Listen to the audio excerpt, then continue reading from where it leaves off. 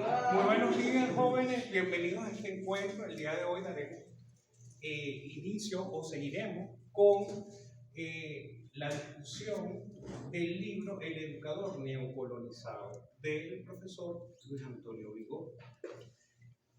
Para adentrarnos en el tema, vamos a hacer un repaso por esta línea histórica. A ver, ¿qué hechos históricos pueden ubicar en esta línea histórica?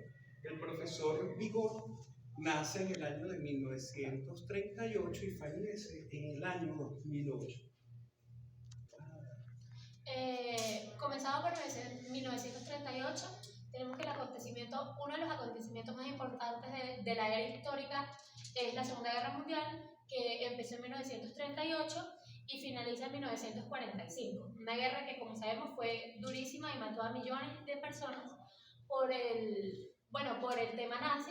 Demás países decidieron intentar intervenir, pero lo que hicieron fue alargar la guerra, que duró 6 años y terminó el 2 de septiembre del 45. Y meses después se decide crear un organismo muy importante para nosotros, que es el Organismo de las Naciones Unidas, que es la ONU, que se crea en el mismo año de 1945, que este organismo fue creado para esto mismo, para evitar el manejo la creación de guerras, y es un organismo en el que se utiliza para poder llegar a conclusiones tanto fructíferas como de manera pacífica. Con la creación de la ONU se equilibra el poder mundial. El orden mundial. Otra intervención, ¿no? También está porque el libro se escribe en 1975. Correcto. Entonces para esa época ya estaba como desarrollándose, estaba en curso la Guerra Fría, que fue una guerra ideológica, política, social, entre Rusia y Estados Unidos, que básicamente dividió el mundo en dos polos, que estaba el polo de Estados Unidos del capitalismo y el polo de Rusia del comunismo. Evidentemente a Estados Unidos lo apoyaron muchos países, a Rusia lo apoyaron muchos países, pero la cosa con esto es porque este libro nos habla de la influencia que tiene más que todo Estados Unidos, que fue como el ganador de la guerra, en nosotros como venezolanos, latinoamericanos, y ahorita específicamente los educadores. Pero a mí me llamó la atención más como la influencia que tiene en la sociedad como tal, que es que, creo que lo expliqué la semana pasada, que todo lo que consumimos, o la mayoría, y sobre todo en esa época, todo lo que se consumía venía de Estados Unidos. Todas las películas, todas las canciones, o sea, literal, un ejemplo. Ustedes nómbrenme canciones de los 80 que no sean en inglés. O sea, les aseguro que nada más van a pensar que si, no sé, en merengue o en Sandy Papo, porque Sandy Papo ya es más en 1990. Más de nuevo. Pero sí, todas las canciones, las películas, los aparatos tecnológicos, todo eso que venía de Estados Unidos influyó mucho en nosotros. Y también yo mencioné la semana pasada que si no lo produce otro país externo, no es bueno. Es a lo que nos quiere lo que nos habla un poquito, porque como ganó Estados Unidos, se nos impuso. O sea, ¿por qué creen que el inglés se enseña en las escuelas y no se enseña, no sé, el francés? O en este caso el ruso. Los estadounidenses querían imponer, además de sus políticas y sus ideologías y su cultura, querían imponer el modelo también educativo. Que es... Ahí te hago una pequeña intervención. Concuerdo con la mayoría de la explicación que nos da, pero recuerda, Sabrina, también que Estados Unidos, nosotros tenemos en el área de influencia de Estados Unidos. Por eso también esa avalancha cultural con la que nuestro continente latinoamericano va a imponerse o va a desarrollarse este tipo de ideología. ¿Alguna intervención? Retrocediendo un poquito en el tiempo, ¿no? Hacia los años de 1950, y ya a nivel local, nacional, en Venezuela, el 2 de diciembre de 1953, toma la presidencia Marcos Pérez Jiménez, ¿no? Y comienza ese periodo de Pérez Jimenismo. Y termina con la icónica fecha del 23 de enero de 1958, tan icónica que hoy en día tiene lugar de una localidad, ¿no? El 23 de enero, no sé si es una parroquia, pero es el nombre como de esa zona. Y durante el periodo de Marcos Pérez Jiménez hubo muchísimo desarrollo del país en nivel social, en nivel en aspecto urbanístico y también en lo económico, porque estuve leyendo que en esa época fue donde hubo una diferencia muy bajita, pues la menor diferencia que ha habido entre el dólar y el bolívar, que a diferencia de lo que se ha creído no lo superó, pero estuvo muy paralelo, por decirlo, cercano. A pesar de que hubo tanto desarrollo también, lo cual fue positivo para el país, no dejaba de ser una dictadura, lo cual era pues negativo para los habitantes, para la población. Y precisamente por este estado de dictadura fue que le hicieron el golpe de estado a las Fuerzas Armadas, pero no solamente fueron la militancia, sino que fue un trabajo conjunto junto con los civiles. Entonces creo que también marcó como un hito de que si las personas pues se organizan, se unen, tanto desde los estudiantes como los profesionales y militares, pues se logró derrocar un gobierno. El autor en estudio, Luis Antonio Vigo, participó en esa época de militancia con la Juventud Guadalete. Luego va en esa división que tiene el partido, pasa a formar parte del Partido Comunista, luego se repliega y realiza todo el trabajo educativo que va a tener. Fue director de esta escuela de educación, y hay un hecho importante que ocurre en la década de los 60, que es la renovación universitaria. Él va a ser uno de los profesores que apoya todo este pensamiento de cambio educativo, de reformas, y con el gobierno de Caldera, una serie de estudiantes y profesores salen expulsados de la universidad, y en Mérida, en este año de 1775, es que empieza a crear estos trabajos que buscan estudiar el perfil del docente venezolano.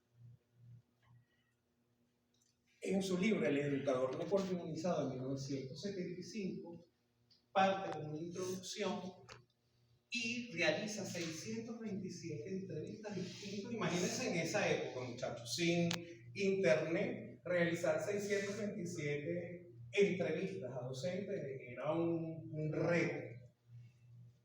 ¿Por qué este libro, que tiene 47 años, lo estamos estudiando? ¿Qué nos puede revelar este libro de importante?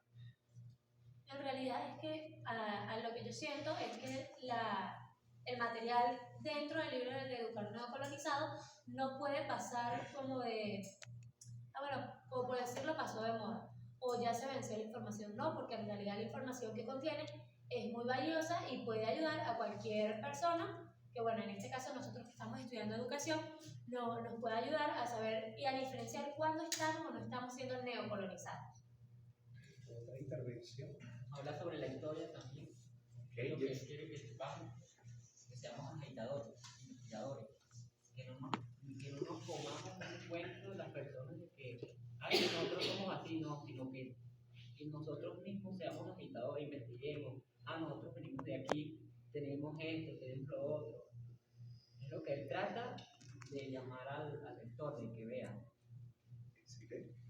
Porque también en lo que se ve en el libro, de lo que habla, es algo que todavía se sigue viendo en este país, todavía no ha cambiado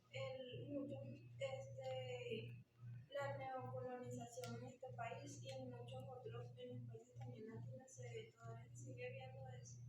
Entonces él nos quiere abrir, quitar la venda de los ojos para que podamos ver que todavía seguimos siendo colonizados y que tenemos que cambiar eso. La fuerza que tiene este libro también es la intención. Este autor perteneció a la cátedra de sistemas educativos, tiene relación directa con nuestra cátedra de sociología. Dos, la realidad social venezolana no cambia de forma rápida y abrupta, y hay hipótesis que todavía podemos seguir trabajando el día de hoy. Y tercero, ustedes que van a ser los educadores y la generación de relevo, saben que su papel en la sociedad venezolana no es un papel solamente pasivo y edulcorado y de una realidad armónica, ¿no? El aula de clase es un espacio también de transformación de conciencia y transformación de nosotros mismos. Y también empezando un poquito, ¿no? En el año que fue, en el 75, que se publicó el libro. De hecho inicia diciendo que, por ejemplo, acá en Zamora no se estudiaba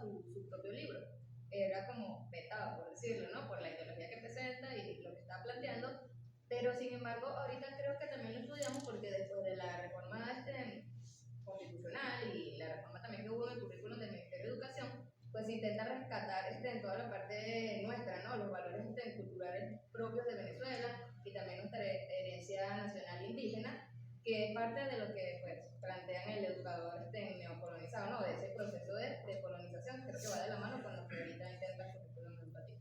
Sí, y también desde lo académico, es un saldo moral con todos nuestros investigadores, no solo de educación, de las distintas disciplinas. Aquí en esta universidad ha tenido desarrollos importantísimos a nivel educativo, científico, y poco leemos a nuestros autores. Continuando, el libro se divide en 3 capítulos. La existencia de una cultura neocolonial comienza describiéndonos cómo este proceso de la neocolonización y la tensión que se da en una economía donde hay un centro y una periferia que genera procesos de desarrollo y de subdesarrollo. Nos habla también del neocolonizador como aquella cultura que nos va a integrar, que nos va a hacer sentir parte de una realidad social. Y cómo esto nos desdibuja nuestra realidad histórica. El segundo capítulo, que habla del educador neocolonizado, describe todas las variables que van a intervenir en ese proceso, desde los medios publicitarios, la ruptura que hay en la escuela, los materiales, todo el currículum oculto, y llamamos currículum oculto a estas prácticas que no están en el currículum oficial. Él da algunos ejemplos sobre el uso de marcas en libros, ejemplos en la vida cotidiana que hacen ver, que nos describen que hay una raza superior y una raza inferior, y la imagen idílica de la educación, el salón de clases, un espacio armónico, igual como el país. Somos un país rico, de grandes riquezas, pero en ese pero, lo que hacemos es legitimar la desigualdad y no preguntarnos todo, o no traer todo este contexto histórico que nos atraviesa como formación social.